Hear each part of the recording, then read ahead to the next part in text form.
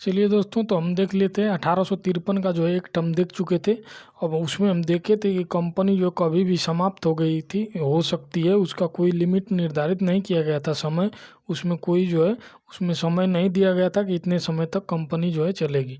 उसमें ये लिखा गया था कभी भी कंपनी समाप्त हो गई हो सकती है। वही समय आ गया 1858। 1857 में क्रांति हुआ, ज़बरदस्त जो है विरोध हुआ अंग्रेज़ों के खिलाफ। ठीक, कंपनी जो है कंपनी की कुछ गलती थी, इसकी वजह से जो है 1858 जल्दी से ही 57 के जस्ट बाद 1858 आ गया।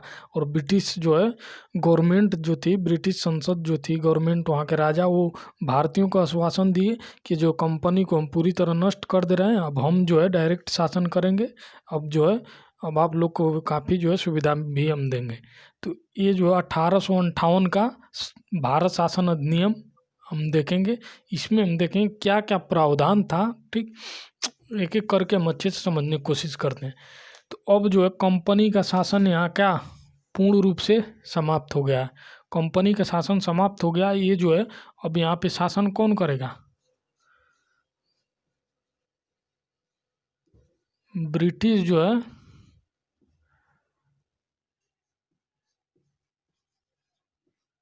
ब्रिटिश सरकार बोले या ब्रिटिश जो है महारानी जो थी। ठीक, अब ब्रिटिश महारानी जो थी उनके हाथ में शासन चला गया भारत का।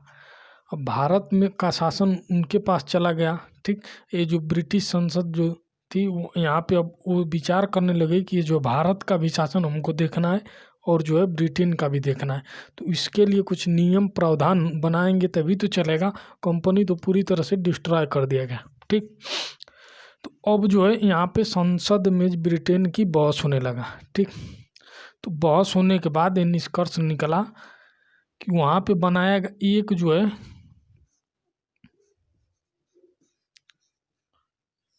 ये भारत सचिव एक पोस्ट बनाया गया।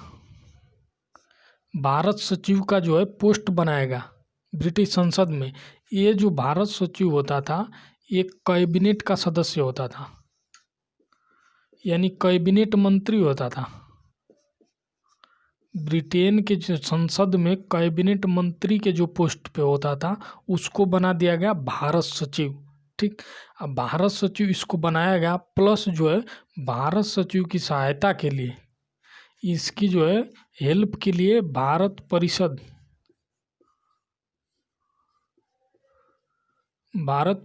का भी गठन कर दिया गया। ठीक, भारत परिषद का गठन किया गया। इसमें बोला गया भारत परिषद में जो है टोटल कितना मेंबर होंगे? 15 सदस्य, यानी भारत परिषद में 15 सदस्य होंगे। ये जो है भारत सचिव जो होगा ये भारत परिषद का क्या होगा? अध्यक्ष होगा। यानी भारत सचिव जो होगा भारत परिषद का अध्यक्ष होगा। ठीक, तो इतना बात आपको ध्यान में रखना है।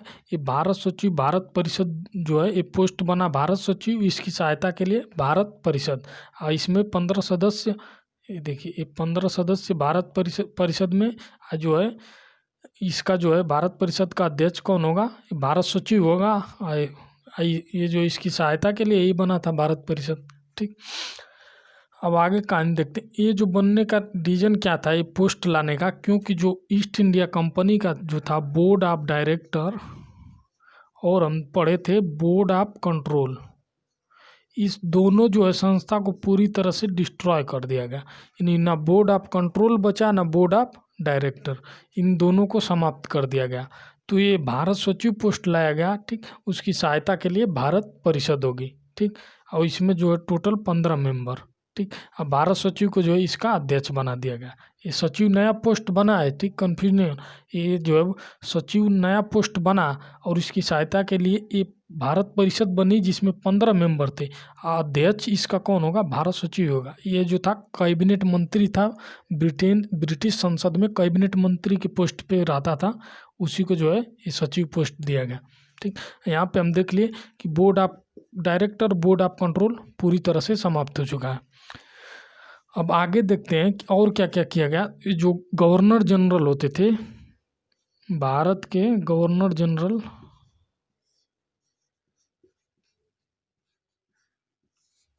इनको बोला गया, ये अब बना दिया गया गवर्नर जनरल को वायसराय।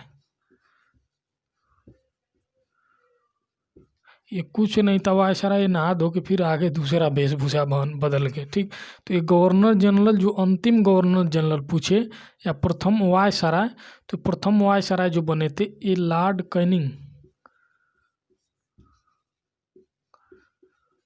लॉर्ड कैनिंग जो थे प्रथम वायसराय बने। अंतिम गवर्नर जनरल कौन थे?